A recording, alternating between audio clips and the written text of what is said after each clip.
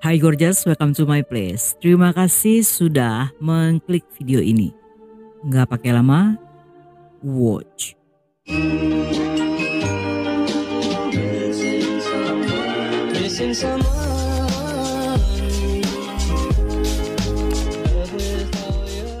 Sebagai seorang wanita dewasa yang telah berusia 36 tahun, Xian masih terlihat seperti berusia pertengahan 20-an. Kemanapun dia pergi, orang-orang akan terpana melihat kecantikannya.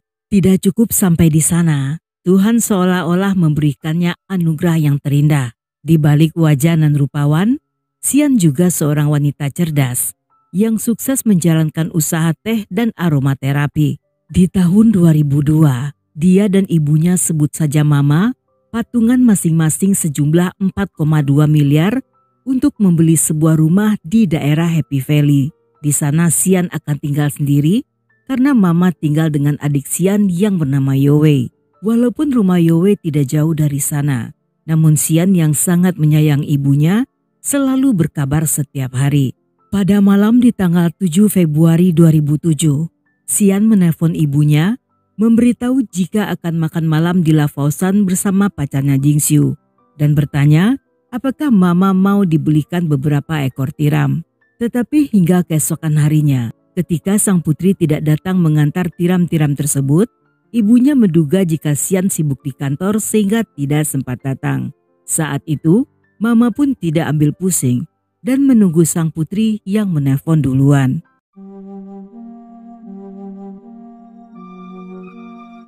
Empat hari kemudian saat Yowie berpapasan dengan Jingxiu, dia pun menanyakan keberadaan sang kakak. Menurut pria itu, setelah mereka makan malam dan Xian meninggalkan tiram di mobilnya, sejak saat itu mereka tidak pernah berkabar dan tiram-tiram tersebut telah berhari-hari dibiarkan di dalam kulkas. Mendengar hal ini, Yowie pun menjemput tiram itu dan membawanya pulang ke rumah. Sesampainya di rumah, dia pun menceritakan hal tersebut pada ibunya yang mulai khawatir tentang keadaan putrinya. Keesokan harinya, Mama pun mendatangi rumah Xian yang tampak dalam keadaan kosong selama berhari-hari. Wanita itu pun sangat bingung karena hal ini di luar kebiasaan Xian yang selalu memberi kabar. Sehingga dia pun menghubungi Yowie dan Jingxiu yang kemudian mengantarnya ke kantor polisi di Happy Valley. Sesaat setelah menerima laporan orang hilang, petugas yang menerima laporan tersebut menyerahkan kasus itu pada tim investigasi orang hilang. Sebagai orang yang bersama Xian di malam itu, Jingxiu pun ditanyai polisi tentang kegiatan mereka pada hari kejadian. Menurutnya, sejak siang dia dan Xian menghabiskan waktu berbelanja di sebuah mall untuk membeli sepatu olahraga. Setelahnya mereka menuju ke daerah La Fausan yang terletak di sebelah barat distrik Yuanlong. Lokasi ini berada dekat dengan Deep Bay yang dikelilingi pegunungan dari 3 sisi dan dekat dengan muara Sungai Mutiara. Sungai itu memiliki aliran air tawar yang mengalir dengan baik, sehingga di sana banyak tiram berkembang biak, dan hal ini membuat La Fausan terkenal dengan makanan seafood. Sesampainya di sana, mereka mampir ke tempat penjual tiram sebelum akhirnya makan malam di restoran Bangke Seafood. Mereka meninggalkan tempat itu sekitar jam 10.30 malam. Namun dalam perjalanan pulang, Xian yang teringat jika di hari itu merupakan hari ulang tahun mantan pacarnya bernama Huo, segera menelpon pria itu untuk mengucapkan selamat ulang tahun. Dalam pembicaraan yang cukup lama, keduanya juga bernostalgia sambil membahas tentang kisah masa lalu. Tidak lama setelah menutup telepon, tiba-tiba Xian minta diturunkan di bundaran La Fausan dan mengatakan ingin bertemu seseorang sehingga menyuruh Jingxiu pulang lebih dulu. Dan tanpa banyak bertanya, pria itu pun menurunkan sang kekasih. Namun sebelum pulang ke rumah, dia sempat berkeliling kota untuk mencari angin. Pada awalnya dia tidak merasa heran ketika keesokan harinya Xian tidak menelpon dan menduga jika pacarnya sedang sibuk. Tetapi di hari-hari berikutnya, ketika Xian masih belum menghubungi, Jingxiu pun berencana akan menemuinya tepat di tanggal 14 yang merupakan hari Valentine. Namun karena telah bertemu Yowie dan mengetahui jika Xian tidak bisa dihubungi selama berhari-hari, dia pun bersedia untuk datang bersama-sama ke kantor polisi.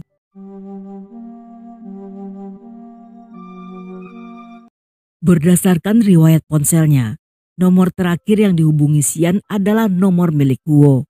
Saat pria itu datang untuk ditanyai, dia mengaku walaupun telah putus, tetapi mereka masih berhubungan baik.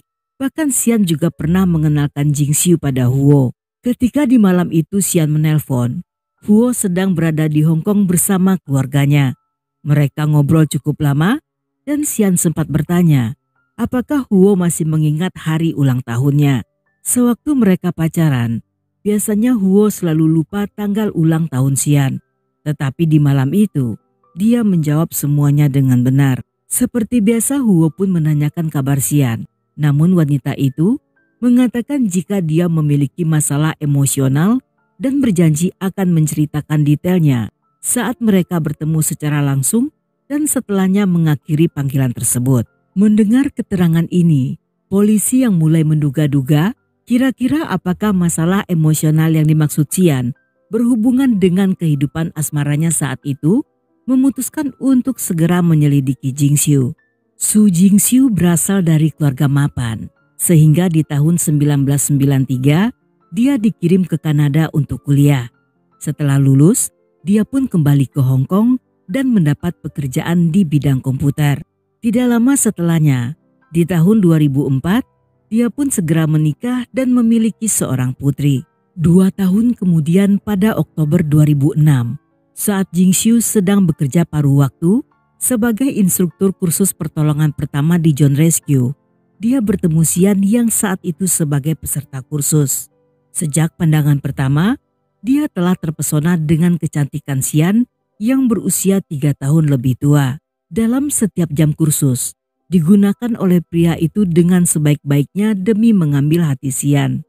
Dan sebulan setelahnya, mereka pun resmi berpacaran. Perlahan perselingkuhan tersebut mulai membawa bencana. Karena tidak lama kemudian, Jingxiu pun berpisah dengan istri, serta sang putri yang saat itu masih berusia 8 bulan. Dengan jiwa bucinnya, dia bahkan memutuskan menyewa rumah tepat di sebelah rumah Xian agar mereka bisa selalu berdekatan.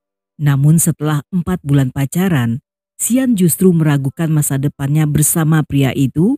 Yang hal ini terjadi setelah Xian mengetahui jika ibu Jingxiu memiliki temperamen yang sangat buruk.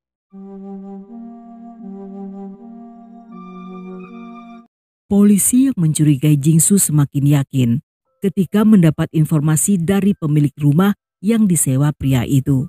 2 hari setelah kedatangannya ke kantor polisi, dengan alasan merasa tidak nyaman tinggal di sana, dia pun mengakhiri sewa kontrak rumah yang saat itu masih berjalan.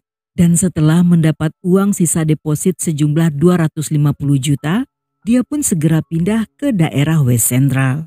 Menyadari jika kasus ini bukanlah kasus orang hilang, penyidik pun menyerahkan kasus pada tim khusus kejahatan regional Hong Kong yang kemudian meminta Jingxiu datang untuk melakukan interogasi ulang. Dalam masa-masa ini, selain polisi, Mama juga mencurigai Jingxiu yang menurutnya bersikap aneh karena tidak tampak sedih atau kehilangan. Untuk mencari tahu lebih banyak, Mama pun menelpon Jingxiu setiap hari dan mengajaknya makan malam.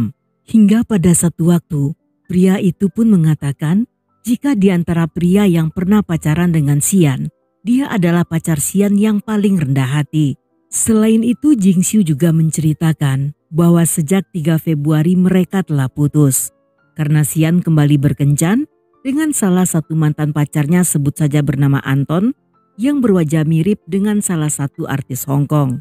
Menurutnya Anton bekerja di 298 Computer Zone yang berada di daerah Wan Chai. Sehingga karena penasaran, Mama pun mendatangi tempat tersebut. Tetapi setelah bertanya sana-sini, tidak ada satupun pegawai mereka yang bernama Anton. Di dalam interogasi, Jingxiu juga menceritakan hal sama seperti yang dikatakannya pada Mama.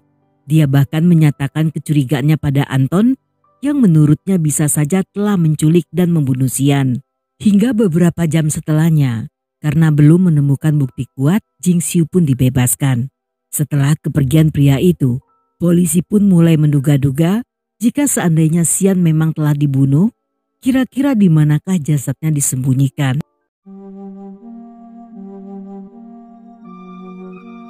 Untuk mencari tahu, mereka pun memulai penyidikan dengan memeriksa rumah Xian. Yang di sana ditemukan surat cinta dari Jingxiu sebanyak 24 buah. Dalam surat pertama, dia memanggil Xian dengan sebutan baby. Dan di akhir surat, dia menulis dari orang yang mencintaimu. Sedangkan dalam surat lainnya, Jingxiu pun memberikan banyak janji-janji manis. Demi Xian, dia berjanji akan memutuskan hubungan dengan putrinya dan tidak akan pernah membelikan apapun untuk mantan istri dan sang putri. Dia juga akan membuang semua barang-barang yang berhubungan dengan sang mantan, termasuk tempat tidur lengkap dengan spraynya. Selain itu, Jingxiu juga berjanji tidak akan melakukan happy ending dengan wanita lain dan rela putus hubungan dengan ayahnya yang telah menentang perceraiannya. Seperti kadal buntung lainnya, dia bahkan menyatakan jika satu saat nanti meninggal, Jingxiu ingin dikuburkan dalam satu makam bersama Xian. Dan tidak cukup sampai di sana, dia juga meminta Xian untuk menunggu 2 tahun lagi hingga dia resmi bercerai dan setelahnya akan menikahi Xian. Dalam penggeledahan tersebut, polisi juga menemukan sejumlah foto, baik dari foto kegiatan sehari-hari hingga foto tidak senonoh. Namun di antara semuanya, ada sebuah foto yang menarik perhatian mereka. Polisi merasa tidak asing ketika melihat foto dengan latar belakang kolam ikan dan sebuah pohon besar di sampingnya. Setelah diperiksa, tempat tersebut merupakan sebuah kolam ikan bernama Bodeo Fishing Farm yang berada di daerah Patnai, tepat di bawah Gunung Lafausan. Dan lokasi tersebut merupakan lokasi terakhir ponsel Xian terlihat dalam keadaan aktif. Sang pemilik kolam yang bernama Yang mengaku jika Jingxiu merupakan pelanggan tetap dan di tanggal 7 Februari dia datang bersama Xian. Pak Yang mengingat Xian dengan jelas karena di hari itu Jingxiu datang bersama wanita cantik yang membuatnya sangat terkesan. Dari info tersebut, polisi yang menduga jika Xian dibunuh di lokasi itu mulai melakukan pencarian dengan memblokir area tersebut serta menurunkan tim penyelam untuk memeriksa ke dasar kolam. Namun sayangnya, mereka tidak berhasil menemukan apapun. Pada tanggal 27 Februari, mereka pun memperluas pencarian ke area yang berada di sekitar wilayah di luar bangunan kolam. Mereka menurunkan helikopter dan 60 orang polisi yang bersama beberapa anjing pelacak melakukan pencarian dari darat dan udara. Selang 1 jam setelahnya, seekor anjing pelacak berhasil menemukan jasad Xian yang terbaring dalam kubangan lumpur di balik semak-semak tinggi yang berada di lereng bukit setinggi 500 meter dari permukaan jalan raya. Tempat tersebut berseberangan dengan kolam ikan dan hanya berjarak 14 menit berkendara dari restoran Bangke Seafood. Xian ditemukan dalam kondisi menggenaskan dengan banyak luka tusukan di sekujur tubuh. Tidak ada perhiasan yang hilang. Bahkan Xian masih memakai sepatu yang baru dibelinya. Menurut forensik, walaupun tidak terdapat tanda-tanda pelecehan, namun dia memiliki luka parah di tenggorokan akibat dari luka tusukan. Setelah diperiksa, luka-luka tersebut bukan berasal dari sajam, melainkan dari sebuah pulpen yang selalu dibawa Xian di dalam tasnya. Dan pulpen tersebut tidak ditemukan baik di dalam tas maupun di TKP.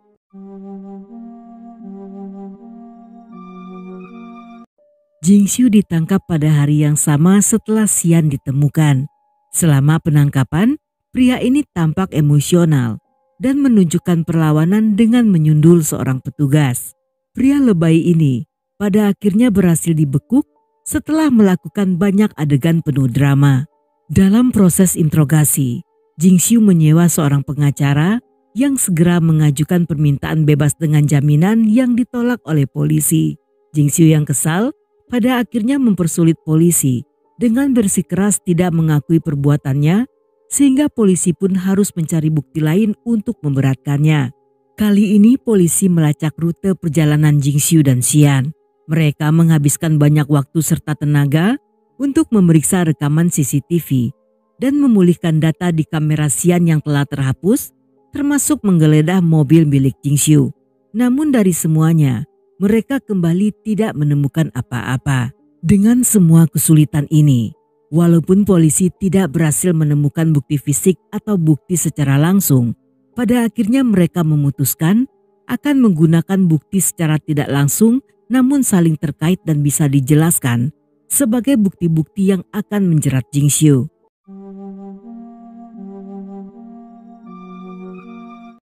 Dalam persidangan, sang detektif pun yang bersaksi menyatakan bukti-bukti sebagai berikut.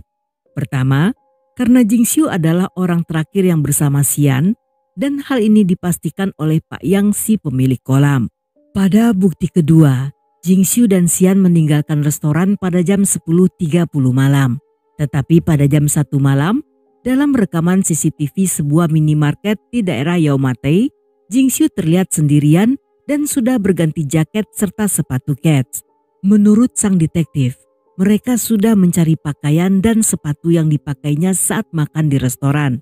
Namun benda-benda tersebut tidak ditemukan dimanapun. Pada jam 1.15 dini hari dalam rekaman CCTV jalan, terlihat mobilnya melewati terowongan pelabuhan Hung Hom dan tiba di rumah sekitar jam 2 dini hari. Namun di pagi harinya sekitar jam 7.45, Jingxiu tampak bergegas untuk mencuci mobilnya. Sedangkan bukti ketiga, jika keduanya telah putus sejak 3 Februari, untuk apa Jingxiu berniat menghubungi Xian pada hari Valentine? Dan mengapa dia mendadak pindah rumah tepat 2 hari setelah sebelumnya ditanyai oleh polisi? Menurut sang detektif, jika memang tidak bersalah, mengapa saat ditangkap dia melawan dan bersikap seolah-olah tidak bersalah? Dari semua kesaksian sang detektif, jaksa pun menyusun kronologi kasus yang menurutnya pembunuhan terjadi dengan motif akibat rasa cemburu ketika Jingxiu melihat Xian mengobrol dengan mantan kekasihnya. Seolah tidak ingin kalah dan ingin menampilkan kesan Xian yang buruk, pengacara Jingxiu pun membalas dengan mengatakan jika Xian memiliki banyak pacar. Tetapi sang pengacara dipatahkan oleh kesaksian Mama yang walaupun setuju jika ada banyak pria yang mendekati putrinya, tetapi Xian tidak pernah memacari banyak pria di waktu bersamaan. Menurut wanita itu, pada awalnya Xianlah yang tertipu karena tidak tahu bahwa Jingxiu telah menikah dan berniat mengakhiri hubungan mereka. Hanya saja pria manipulatif itu selalu berhasil membujuk Xian agar terus bersama. Mama bahkan juga mengeluhkan tentang Jingxiu yang sejak awal penyidikan selalu berusaha menyesatkan para detektif. Setelah berunding selama 7 jam, dalam persidangan yang memiliki juri ini, Jingxiu divonis hukuman penjara seumur hidup tanpa bisa bebas bersyarat. Jingxiu yang merasa tidak puas, sesaat setelahnya mengajukan banding yang ditolak pengadilan pada tahun 2010. Walaupun hingga saat ini Jingxiu mengaku tidak bersalah dan tidak ada bukti secara langsung maupun saksi mata dalam kasus tersebut, tetapi juri juga memiliki hak untuk menggunakan berbagai bukti-bukti secara tidak langsung yang jika semua digabungkan akan menunjuk pada Jingxiu sebagai pelaku utama. Setelah kejadian tersebut, sebagai pengingat bagi sang kakak, Yowe pun mendirikan sebuah monumen batu di desa Paknai tepat di bawah Gunung Lafausan yang di masa depan setiap tahunnya orang-orang akan berziarah ke sana. Beberapa tahun kemudian, monumen tersebut diganti dengan prasasti Buddha Namo Amitabha yang sayangnya karena tidak terurus, sehingga prasasti itu tersembunyi di bawah rerumputan lebat.